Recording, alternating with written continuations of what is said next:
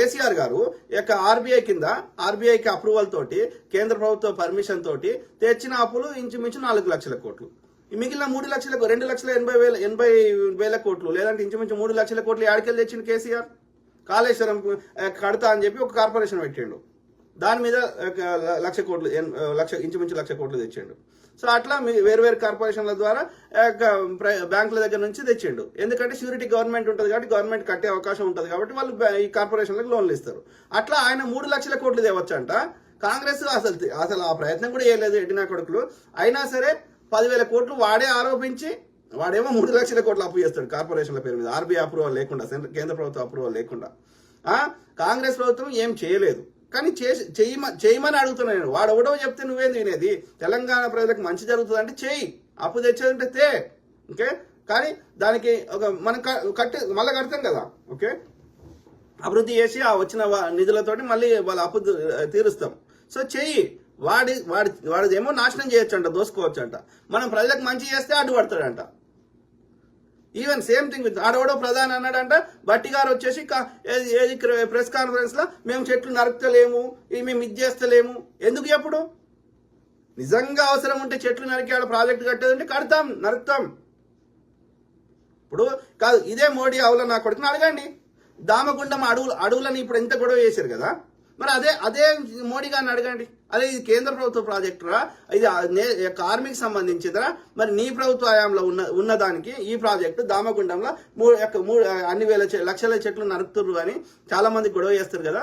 అదే మోడీగా మరి ఇది కేంద్ర ప్రాజెక్టు కదరా, నీ అధీనంలో ఉండే ప్రాజెక్టు కదరా, మరి దీనికి ఇన్ని చెట్లు నరుకుతున్నారు, మరి దీనికి సమాధానం చెప్పడానికి అడగాలి కదా. అంటే అవుల నా కొడుకు పొద్దుగాల లేస్తే రాజకీయం చేస్తాడు.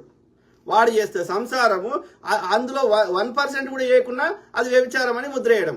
అంటే లంగా రాజకీయం ఉన్నాడు వాడు. కాంగ్రెస్ ప్రభుత్వాన్ని అన్ని రాష్ట్రాలకు కూల్చి వాళ్ళ యొక్క ఎమ్మెల్యేలను ఎత్తుకుపోయి, లేకపోతే వాళ్ళకి యొక్క సిబిఐడి బెదిరించి నీ పార్టీలో చేసుకొని, లేకపోతే వాడు కాంగ్రెస్ ఉంటే కరప్షన్ అని చెప్పి నీ పార్టీలో జాయిన్ కానీ వాడు నీతిమంతుడు అయిందని ఇట్లా అన్ని రకాలుగా చేసి 15 రాష్ట్రాల కాంగ్రెస్ ప్రభుత్వాన్ని కూల్చి ఈవీఎంల ద్వారా మోసం చేసి మొత్తం పోల్ మేనేజ్మెంట్ చేసి అనేక అక్రమాలు చేసి వాడు అడ్డదారుల అధికారంలోకి వచ్చి వేరే పార్టీలను చీల్చి వేరే ప్రభుత్వాలను కూల్చి కాంగ్రెస్ ఆడుంది అంటాడు. బార్కో నువ్వు అధికారం రాకముందు లేకుంటేరా ఇప్పటికి కూడా నువ్వు 100 సీట్ల పైన నువ్వు ఇంత ఇబ్బంది పెట్టినావా, వాళ్ళ యొక్క బ్యాంక్ అకౌంట్ ఫ్రీజ్ చేసినా, వాళ్ళ ఆస్తులు జప్తు చేసినా, ఆయన జైల్లో పెడతానికి ప్రయత్నం చేసినా, ఇప్పటికీ 100 సీట్లకు పైన ఉన్నాయి కదరా కాంగ్రెస్ కి పార్లమెంట్ లో. ప్రజల హృదయాలు ఉంది నా కాంగ్రెస్ ఆడుంది, ప్రజల హృదయాలు ఉంది. నీ అధికారాన్ని దుర్వినియోగం చేసినంత మాత్రాన కాంగ్రెస్ రాకుండా పోదు కదా. కేసీఆర్ ఇంత దుర్వినియోగం చేసిండు, కాంగ్రెస్ ఎమ్మెల్యేలను కొనుక్కున్నాడు, కాంగ్రెస్ లేకుండా చేసే శతవిధాల ప్రయత్నం చేసిండు. మరి ఆడికెళ్ళి వచ్చిందా కాంగ్రెస్? అంటే మీరు ఎన్ని లంగకథలు పడ్డా కాంగ్రెస్ చేసిన మంచి పనులు చేసిన వాటిని ఫలితాలు అనుభవిస్తున్నాయి. ఆ ప్రజలు వాళ్ళ గుండెల్లో గూడు కట్టుకున్నారు. దాన్ని ఎవరు మీరు చెరిపేయలేరు. టెంపరీగా అధికారాన్ని మీరు అడ్డదారులో మేము ఉన్నామని చెప్పుకుంటారే కానీ వాళ్ళ హృదయాల్లో ఉన్న కాంగ్రెస్ స్థానాన్ని తొలగించలేరు. అది ఎప్పుడైనా మళ్ళీ వస్తుంది. అర్థమైందా? జాన్ ప్రసాద్ కే హాయ్ అన్న. Hi brother. దొంగ నా కొడుకులు ఎవరు? నీలా హరీష్. కోకాపేట్ భూములు కబ్జాలు, హరితహారం పేరుతో కోనో కార్పస్ అనే ఆ ఎంతమంది చెప్పింది ఇప్పటివరకు ఆ కోనో కార్పస్ అనేది, అది దాని మీద పక్షి వాళ్ళది, ఒక పురుగు వాళ్ళది అని పిచ్చి చెట్లు, విషపు చెట్లు ఎందుకు పెట్టించిండి వాడుకో? అలాకెళ్ళి అది మామూలుగా రెగ్యులర్ చెట్లు అయితే కార్బన్ డైఆక్సైడ్ పీల్చుకుని ఆక్సిజన్ ఇస్తుంది, ఇది కార్బన్ డైఆక్సైడ్ ఇస్తుంది అని చెప్తున్నారు. మరి అవన్నీ రేవంత్ రెడ్డి గారు గింత ప్రజలు బాధపడుతుంటే అవి పీక్ పారేసి వాడి స్థానంలో కొత్తగా పెట్టి, అరే ప్రజలు ఏదైనా మాట్లాడుతుంటే వాడేమో బురద తల్లుతుంటే నువ్వు అధికారం నిర్ణయం చేసే స్థానంలో ఉండి చర్యలు తీసుకోవాలి. కానీ వాడు తానా అంటే నువ్వు తందానా అంటావు. వానికి ఎందుకు లొంగుతావు? అంత సాఫ్ట్ ఎందుకుంటావు? You have to be tough కదా. ఉక్కు పాదంతో అణచేయాల్సిన దగ్గర అణచేయాలి. దానివల్ల మెజారిటీ ప్రజలకు మంచి జరుగుతున్నప్పుడు నువ్వు కఠిన చర్యలు తీసుకోవాలి. అన్ని దగ్గర మీనవేషాలు వేస్తా అంటే నడవదు అట్లా. అంటే వాళ్ళని ఇంకా గొడవ చేయరా అని నువ్వే అప్రూవల్ ఇస్తున్నట్టు అవుతుంది. ఆలోచించుకోండి రేవంత్ రెడ్డి గారు. ఓకే, మీ హృదయం మంచిగుంటే సరిపోదు. మీ యాక్షన్ ప్లాన్లో మీ ఆలోచనని ఇంప్లిమెంట్ చేసే విధంగా ఉండాలి. ఏదో చిల్లర పథకాలు ఇచ్చిన వెళ్ళిపోతా అంటే మళ్ళీ బతుకులు గట్లే ఉంటాయి. మా బతుకులు మారాయి. చేస్తలేరు. మీరు మంచి చేసే ప్రయత్నం చేస్తారు కానీ వాళ్ళు అడ్డుపడుతుంటే దాన్ని వాళ్ళు అడ్డుపడుతుంటే మీరు బెండ్ అవుతున్నారు. అది మూసీ రివర్ ఫ్రంట్ కావచ్చు, అది హైడ్రా కావచ్చు, ఇప్పుడు ఇక్కడ కావచ్చు, ఏదో ఓట్లు రావేమో అని. అరే ఎవడరా అయ్యా, వాళ్ళు ఏదో దుష్ప్రచారం చేస్తే ఓ 10 మందికి నష్టం జరగవచ్చు టెంపరీగా. కానీ when you think a bigger project, పెద్ద లెవెల్ ఆలోచించినప్పుడు లాభం ఎక్కువ జరుగుతుంది, మెజారిటీ ప్రజలకు లాభం జరుగుతుంది. ఆ మూసీ రివర్ ఫ్రంట్ బాగు చేసి ఆ టెంపరీగా అక్కడ ఉన్న ఆ యొక్క కబ్జా పెట్టి ఆ మురికి కుంపలలో ఉంటున్న వాళ్ళకి టెంపరీగా ఇబ్బంది అవుతుండొచ్చు. ఒక మార్పు కావాలంటే ఒక ప్రాంతానికి అలవాటు పడ్డాలు కొత్త ప్రాంతాలు ఉండాలంటే ఇబ్బంది అవుతుండొచ్చు.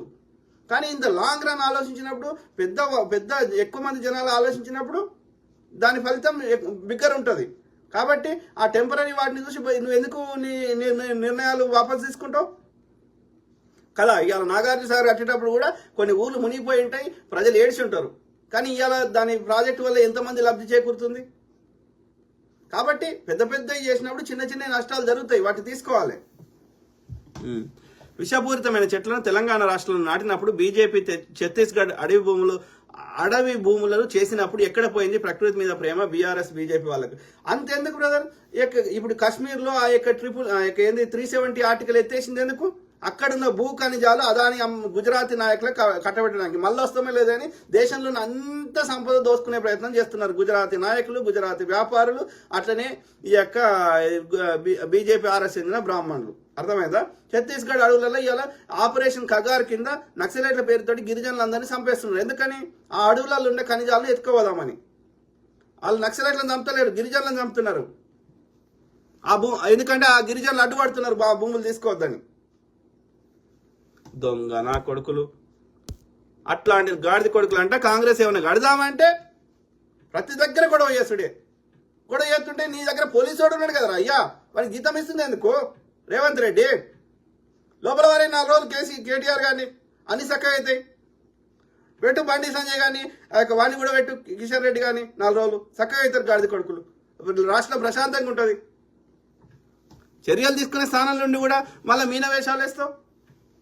నీలా హరీష్ ప్రస్తుత కాంగ్రెస్ పార్టీ తెలంగాణ మహేష్ కుమార్ గౌడ్ అధ్యక్షుడిగా కొంత అప్డేట్ కావాలి. వీళ్ళంతా ఎట్లా తయారైనట్టే, ఒక్క రేవంత్ రెడ్డి జర యంగ్ అనిపించిండు కానీ, బట్ ఏది ఏమైనా ఏమంటారు, ఒక డైనమిక్ గా ఇంకా ఫెరోషియస్ గా డెసిషన్ మేకింగ్ ఉండాలి.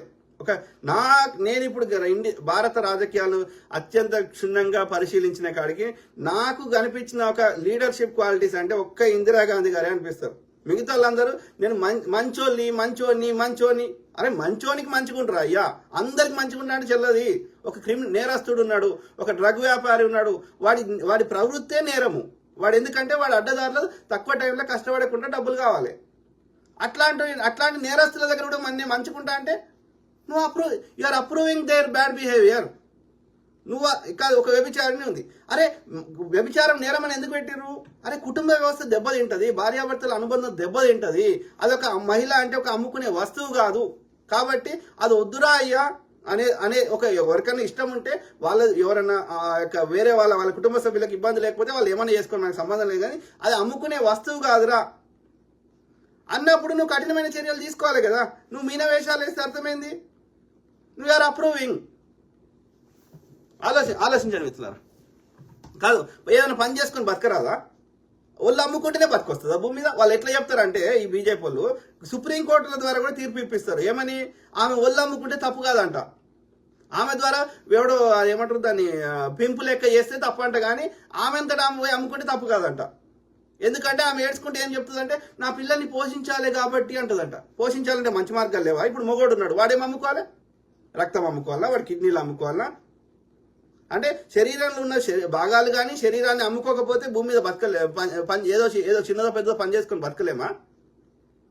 అంటే తక్కువ పైసలు వస్తాయి. మళ్ళీ అలా ఎక్కువ పని చేయాలి, కష్టపడాలి, రక్తము చెమట ధార పోయాలి. పొద్దంతా పని చేస్తే గిన్నె పైసలు వస్తాయి. ఈడ ఏం కష్టం లేదు, ఇష్టం లేదు. వస్తే సుఖం వస్తుంది, తర్వాత పైసలు వస్తాయి, పెద్ద పైసలు వస్తాయి. దాంతోపాటు సుఖరోగాలు వస్తాయి, దాంతోపాటు మానవ సంబంధాలు దెబ్బతింటాయి. అట్లా తయారైనరు పిచ్చిన అక్కడికి.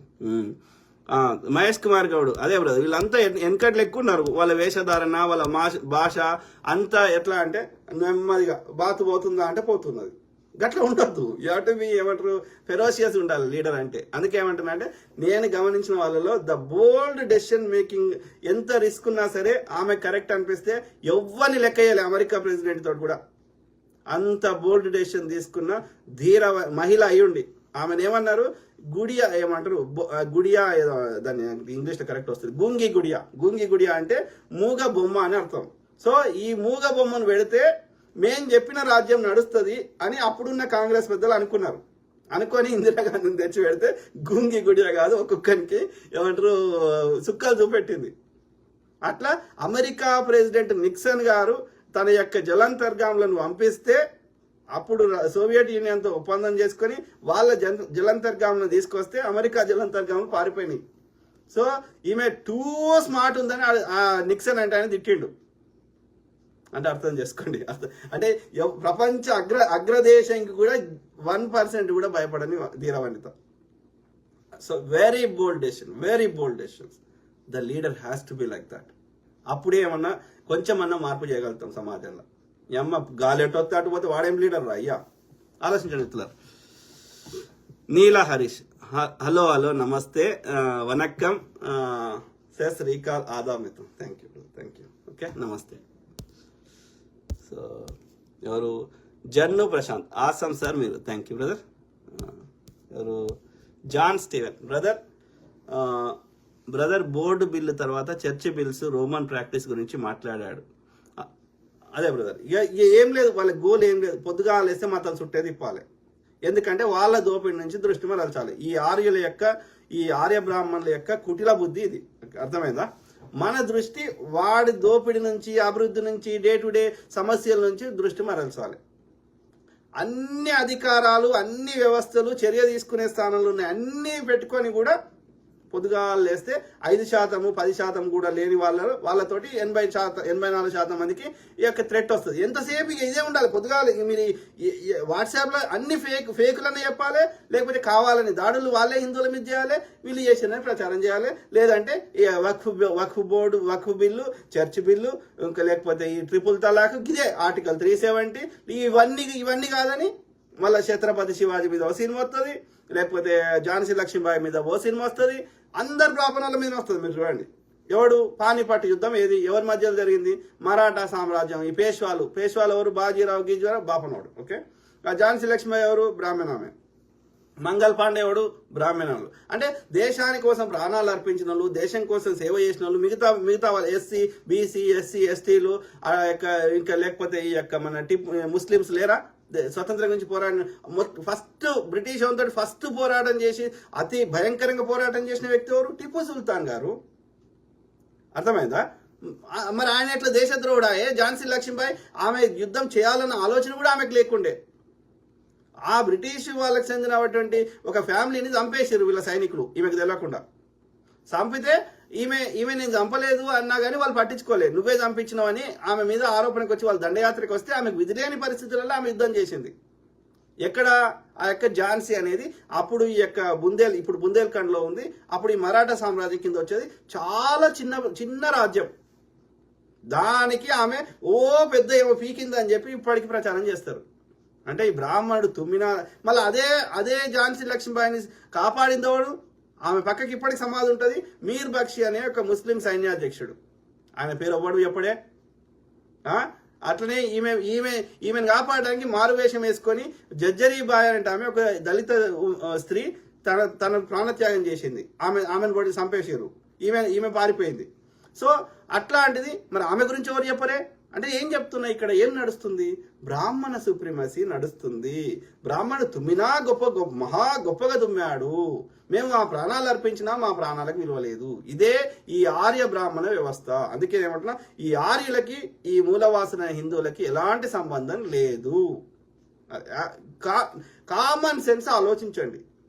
ఓకే, ఏ ముస్లిం అయినా ఇమాం కాగలుగుతాడు. ఓకే, అందులో ప్రీచ్ చేస్తాడు. ఓకే, మసీదులో. ఏ క్రిస్టియన్ అయినా పాస్టర్ కాగలుగుతాడు, అంటే అందులో చర్చిలో ప్రీస్ట్ చేస్తాడు. కానీ ఏ హిందువు అయినా ఓకే పూజారి కాలేడు.